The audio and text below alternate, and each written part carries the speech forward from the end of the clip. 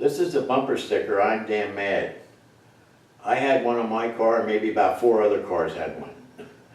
I mean, when I get into a thing, I really go for it. Bumper stickers, buttons, pins, every public relation technique I can muster up. I just want you to see, for absolute certain, that it did exist. Thank you. When we left off, I had just gotten the news, Pat's okay. And it was in the office. So I'm starting from there. When everything seemed settled, and we knew the other victims' names in Delaware, I knew another press conference had to be called. I begged and insisted all parents had to participate and show their real emotions, and had to demand that the Marines get out of Lebanon immediately. It could start a nationwide movement. Then, damn mad began. And it began with this bumper sticker. And I was totally alone. And there were 1,200 other sets of parents now that I could work with. I pleaded with the other parents for support. After all we've been through, it's our duty to honor these heroes who died in their sleep keeping the peace. It was unanimous. In a word, no. Nobody would help me. Everybody was intimidated by the fact that Ronald Reagan was president, and somehow or other he had some kind of magic power over people about patriotism. They were afraid to oppose him. So I called it alone. I lit into the Reagan administration, who let the innocents in their sleep in a crowded building with guards with no fucking bullets. I lit into the politicians who brought peacekeepers into the middle of a shooting war. I lit into the failed oil policy in the Mideast. I lit into the potential for a third world war. I lit into everything I could throw at them. Even the news hawks were pissed off at the administration. Next thing on my agenda was moving this Lebanon peacekeepers argument out of Delaware and into D.C. At the beginning of the invasion, long before the 2 simultaneous explosions, Bill Roth had reluctantly come aboard privately on the Lebanon issue by sending me a cover-your-ass letter that he had sent to Reagan. No copies to anyone and not dated.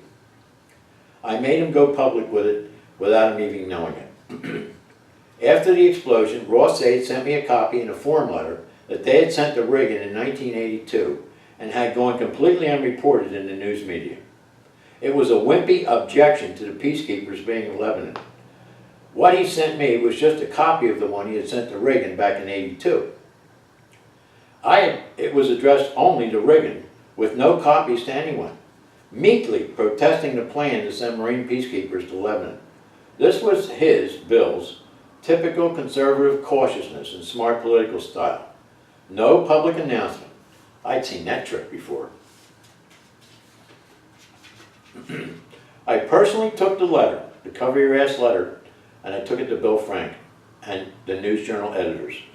I knew Frank, nor the editor, would ever report it, but I wanted the actual letter on the official public record as an example of I'm against Marines in Lebanon without coming out of the closet technique used by Roth. Now, his letter was on the public record, even if it wasn't reported, and Roth's office wasn't aware I was doing this. I called Congressman Tom Carper, a Vietnam vet. He wasn't sure. I knew Tom Carper would eventually come around, and eventually became committed on his own, so I did not need to bug him. But that did it. I claimed I had rounded up all 3 congressmen against the war in Lebanon in Delaware and took credit for my effort to a reporter from People magazine, and the article was published. The aide in Roth's office saw it and complained about me taking credit for exposing Roth's wimpy early position. He demanded a retraction. People magazine called me. I replied, fuck Roth. Call the News Journal and ask Bill Frank and the editors. They'll tell you exactly how and when I forced him to go public with his opposition to the war. That cover-your-ass form letter you sent me about the 1982 objection was pure bullshit. Then in front of my daughter Annie, I called Roth's aide every single name in my DI repertoire without saying the same word twice. I can't believe you wimp bastards are demanding a retraction. I caught you with your public relations pants down this time. I was one pissed off Marine and there was no retraction. My first strategy forced the President to order the Marines to pull back from the airport to the ships in the harbor, knowing once they were aboard the ships they would never come back to Lebanon again. The Pols knew it too. All the political wimps knew it. They used words like, don't cut and run, don't pull back, stand and fight. I always wondered how easy it is for somebody who's never been in combat, never been in a fight, never been in a war, that can say those stupid words to somebody like a Marine. At my request, a local florist found a small, smiling, sitting duck vase in a backroom stockroom. At my request, he arranged silk pansies in the clay earth-colored vase. Then he wrapped the entire white box in black crepe and sent it by express mail. The first one went to President Reagan with the following message. This sitting duck represents the United States Marines who are sitting at the airport.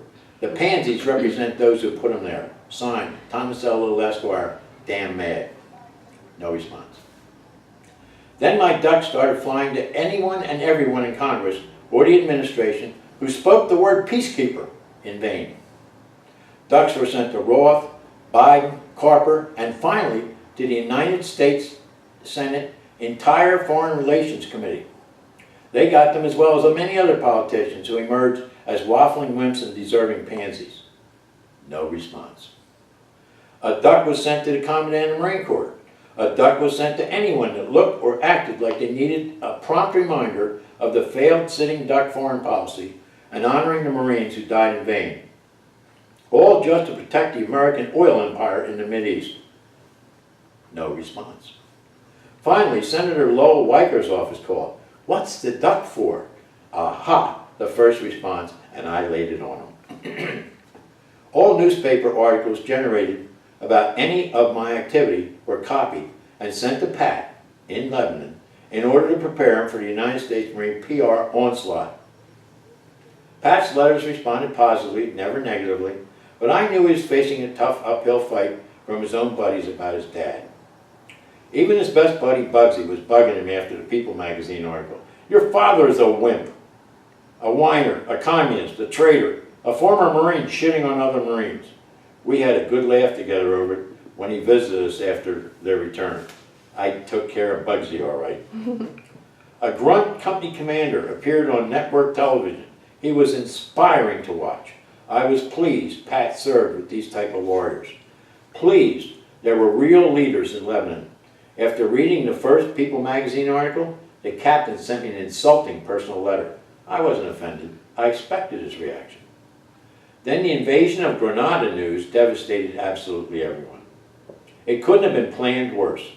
The timing was incredibly bad. Reagan, trying to make believe it was a big-time necessary invasion. Bodies from Lebanon and Grenada arrived at the same time in Delaware. What does it all mean? Families were crying very hard. The nation was in tremendous shock and mourning. It means we are at war. That's what it means, and nobody would admit it. I continually blistered Reagan at every turn and every microphone, on every camera, for a failed foreign policy and stupidity. I made every politician I could say oil, no matter what it took to bait him. And after a few months of funerals and negative public comment, the country was finally disgusted. Pat's coming home. Whoa. It was an all-night ride to Morehead City, arriving just before dawn. Eggs, grits, country ham with red-eye gravy. All along the way for the trip. Other parents consciously and cautiously probing, is yours okay? What time does your ship come in? Which one is yours on? Mine's on Iwo Jima. On the dock, freezing cold wind. Everyone smiling. A few crying. Everyone tense. Bands lining up. Cheerleaders parading. Officials marching. Jeep sirens screaming. And ships steaming into Morehead City Harbor.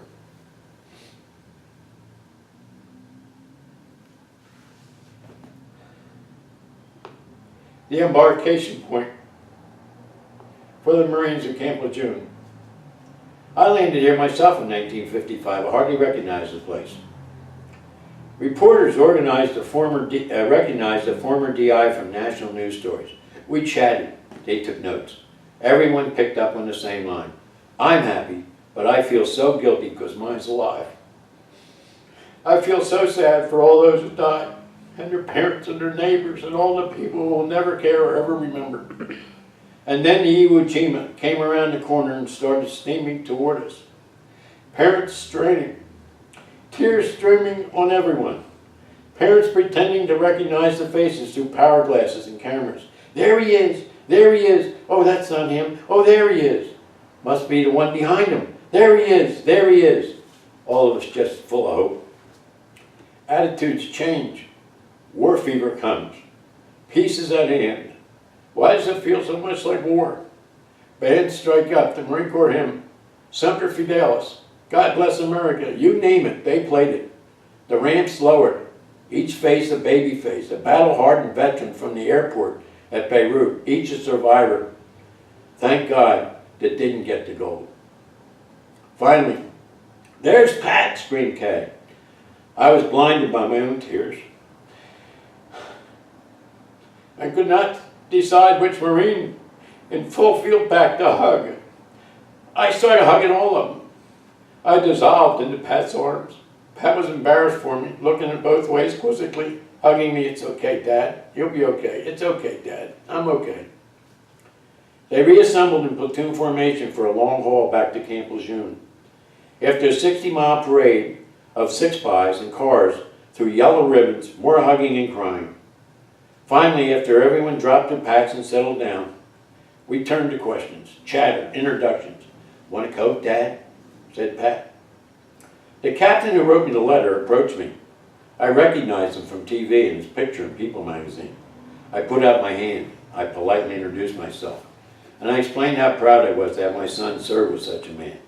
I had seen him on the national network piece. I was so pleased such a man could be serving in Beirut with my only son. The captain blanched. He now saw me as a parent instead of a former Marine loudmouth. He told me about the letter written and mailed to me while he was under duress and said, please don't open it when you receive it. We shook hands. I said, listen, don't be so pissed off at me. I understand your job. You just don't understand mine. I know what warriors are all about. I'm proud to have my son serve with you. But you fight the fucking wars, and I'll stop them. Understand? And we never spoke again, and the letter was returned to him unopened after receipt.